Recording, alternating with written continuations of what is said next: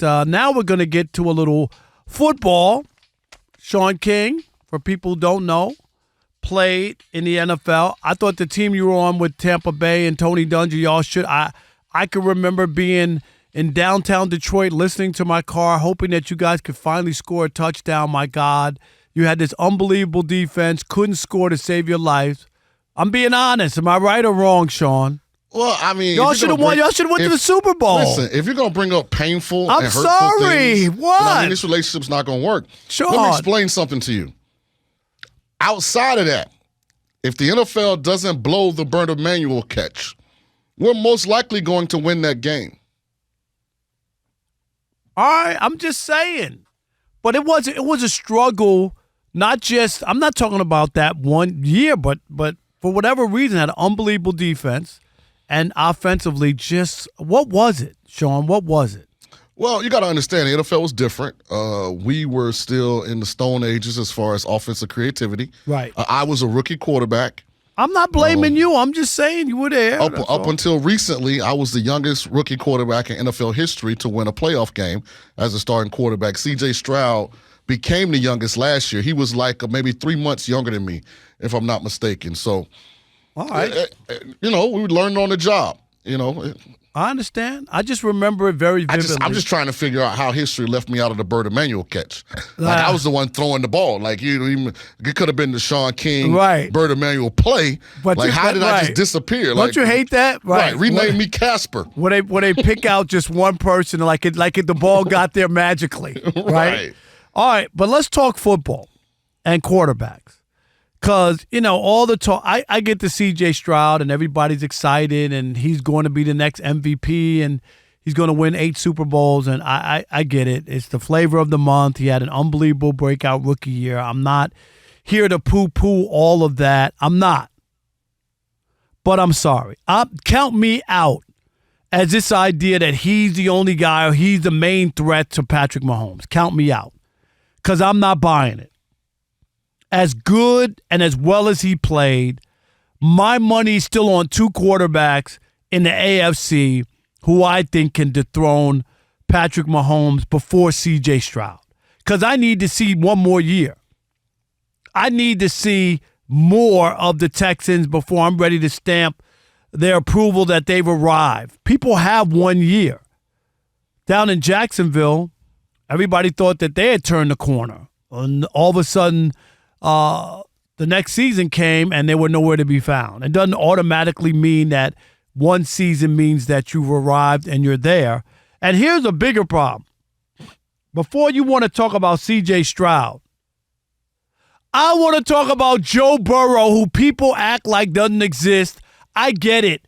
Out of sight, out of mind when you're hurt. But this guy is a baller. This guy is 3-1 against Patrick Mahomes.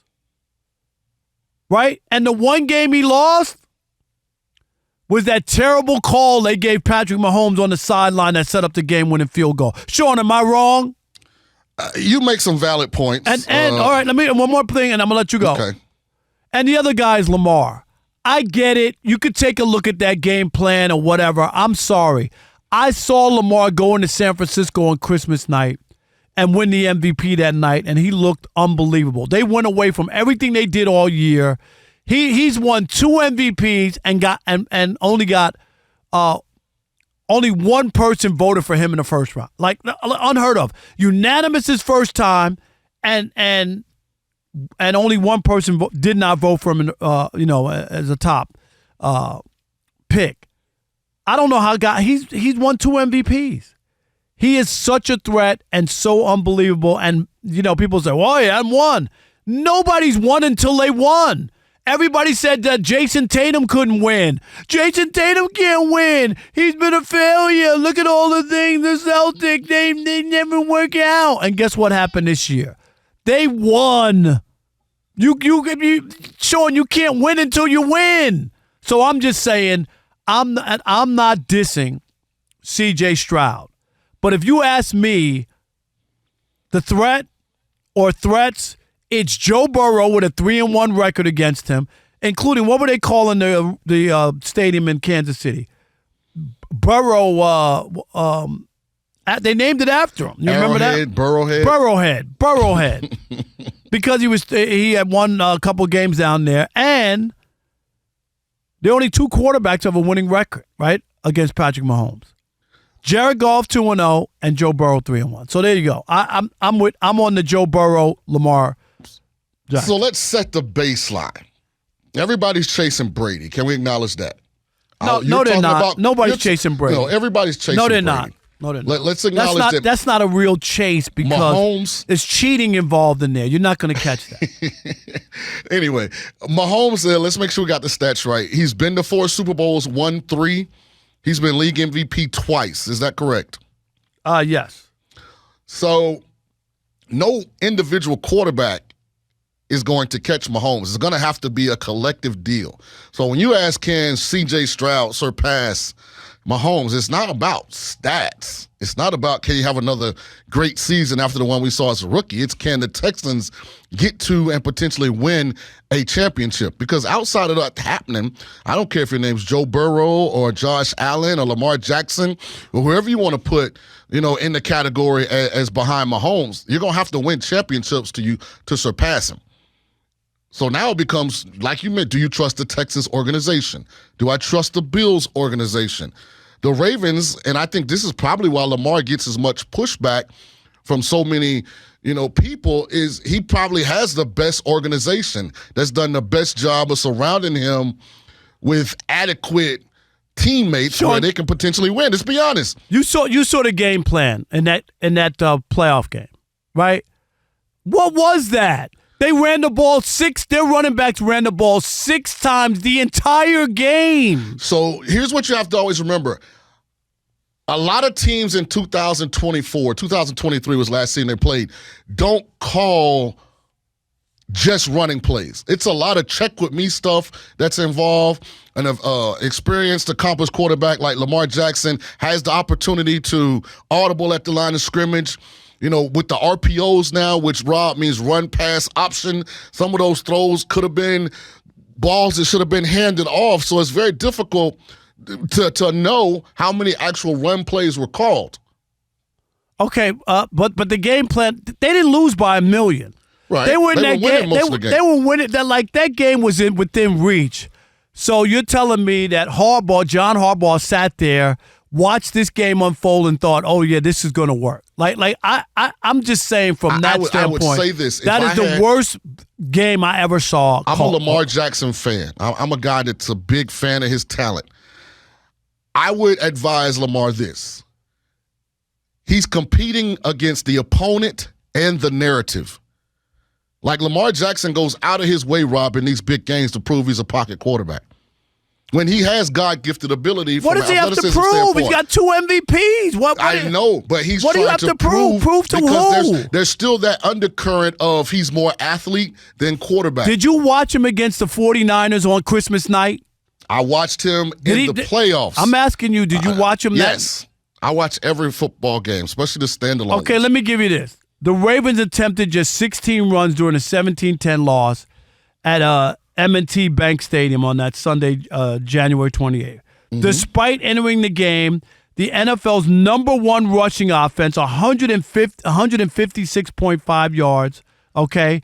Most surprising, the Ravens running backs only carried the ball 6 times for 23 yards. Again, it's called RPO, run. Yeah, but why can't you option. fix that is what I'm saying. All right, So Rob, that's just where schematically teams have gone because most of the run game is out of the shotgun formation, and the run play is called, and they're reading the unblocked defender. If he gets in what they consider dangerous area, then the quarterback pulls it and throws a screen or a slant or some kind of pass route. It happens. Okay, give me so on this whole thing about C.J. Stroud. He's the best. So he's the threat in the AFC. He has the good, yes. Okay. Because I think the Texans are headed in the right direction. I don't know how you can pick that after 1 year. I just can't. Well, I'm dead serious. I'm dead serious. 1 year. So let me when make my people point. didn't win. Okay, when I can't people trust weren't Buffalo. expecting them. I can't. They got rid of Gabe Davis, Stephon Diggs. Like they've gotten rid of all of Josh. You didn't hear me Allen's mention Josh Allen. The thing with Cincinnati, T. Higgins, is he going to show up to training camp? They still haven't paid him. And when you look at what Amon St. Brown just got, Justin Jefferson got, Higgins, he thinks he's better than those guys. They got Jamar Chase coming up. Can I give you the roster when Joe Burrow showed up to Cincinnati and hadn't won a playoff game? Marvin Lewis was 0-7. That team hadn't won a playoff game since Moby Dick what was a guppy, and they wound up going to the Super Bowl with Joe Burrow. See, listen, this is why I put context on catching Mahomes. It's going to be a quarterback and organization. Can the Bengals keep it together? They lost Tyler Boyd already. Can they pay T. Higgins and Jamar Chase? They got some tough decisions to make. Joe Mixon's now in Houston with the Texans. Do they have a lead running back? It's not a knock on Joe Burrow. What's my comparison to Lamar and Jason Tatum? Like, that's what people were saying about him, that he couldn't win. He regular season. There's a lot of guys you got to push through. I covered Michael Jordan. You have to factor this into I covered Michael Jordan when people didn't think. You know what they said? Sean, nobody wants to believe it because everybody reveres Michael Jordan. But you know what they said? Well, he's a great player. He doesn't make anybody better. He doesn't win. Like when they were early on his first 6 or 7 years, that's what people were saying because they didn't think he was going to win. Well, to your point with Lamar Jackson and Jason Tatum, I love Jason Tatum. I think he's going to be a legitimate, multi-championship NBA player. But his pathway to a championship is different than Lamar Jackson's pathway to a championship. Lamar Jackson has to beat Patrick Mahomes, Josh Allen, C.J. Stroud, and Joe Burrow just to make it to a Super Bowl. Jason Tatum and the Celtics basically cakewalked. They played the Pacers, a banged up Miami Heat team. Come on. You can't compare those paths. It's not the same. They went to the finals before that. They didn't win, but they went through the other. You can't. We can sit here all day. The Lakers with Magic Johnson and them, they won a championship with people banged up. We've seen it. The Warriors won their first championship. Every point guard on that they played in that championship was hurt. You know what I mean? That championship run. I could sit here all day and go tick for tat with people who are hurt and not at full strength. I'm simply saying when you look at the top five quarterbacks. I'm talking about his talent. Joe Burrow's talent. You're talking about the top 5 quarterbacks in the National Football League as we sit here today. They're all in the AFC. So we'll see how it plays itself out.